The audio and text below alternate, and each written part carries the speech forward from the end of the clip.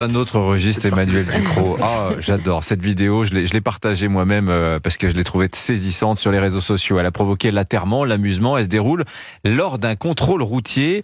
Elle met en scène deux êtres citoyens souverains. Ou être souverain, c'est pareil. C'est comme ça qu'ils s'appellent, ouais. Cette vidéo a été tournée dans le nord de la France. On ne sait pas exactement quand. On y voit un couple qui refuse de donner permis et papiers aux gendarmes. Ça dure 9 longues minutes. Les deux personnes déclinent un argumentaire juridique délirant. Écoutez. Sachez que le code de la route, c'est un code, c'est pas une loi, et c'est qu'un arrêté depuis 1922, non signé dans le journal officiel du Code civil français.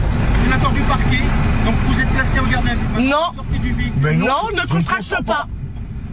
On ne contracte pas, hein. Voilà ce que dit cette femme. Donc ça se termine par une arrestation. L'homme sera jugé le 1er octobre à Dunkerque pour le refus de se soumettre à ces divers contrôles. Il encourt 5 ans de prison, 75 000 € d'amende. Donc qu'est-ce qu'ils veulent dire quand ils disent on ne contracte pas aux gendarmes? Ça mérite une petite explication. On assiste là à ce que donne une théorie du complot dans la vraie vie. Une théorie du complot du droit. Ce qu'on voit, ce sont donc des citoyens souverains, des membres d'une mouvance qui pensent que l'État français n'existe pas, mais que c'est une entreprise de droit privé qui a été créée en 1947. À Washington. Voilà. Et comme ils n'ont pas signé de contrat avec cette société, ils n'ont pas à se soumettre à la loi, à payer des impôts, des amendes.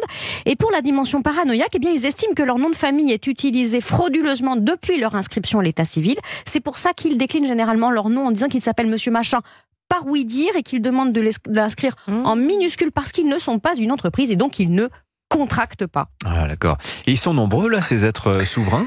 Quelques dizaines de milliers sans doute. Toute cette mouvance diffuse ces interprétations fantasques du droit sur des sites internet. Elle se lance dans des guérillas juridiques aussi. Ça génère tout un petit business de la vente de fascicules, de pseudo-droits pour contester l'État. Le tout évidemment bidon. La mouvance fait du prosélytisme. Typiquement, cette vidéo du contrôle routier, c'est du prosélytisme. Elle a été diffusée par ses auteurs. Mais d'où viennent ces théories des êtres souverains? De la mauvaise digestion de théories complotistes américaines anciennes déjà qui refusent la légitimité de l'État. Tout ça a été régurgité en France aux alentours de 2015. Ça a prospéré avec les Gilets jaunes qui voulaient contester l'État, la légitimité de la Constitution et la crise Covid. Alors ça n'est pas une seule théorie, c'est un gloubi-boulga qui agglomère tous les délires dans des proportions assez différentes selon les adeptes.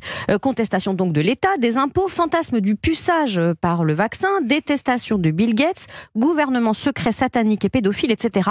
On a là un gros agglomérat de crédulité, bien peu de culture générale et un esprit critique érigé en suresprit critique, alors qu'en fait c'est de la crédulité. Bon, mais est-ce que c'est vraiment grave, Emmanuel? La Mivilude observe, ça a mal tourné aux États-Unis. Il y a déjà eu des meurtres au nom de ces êtres souverains.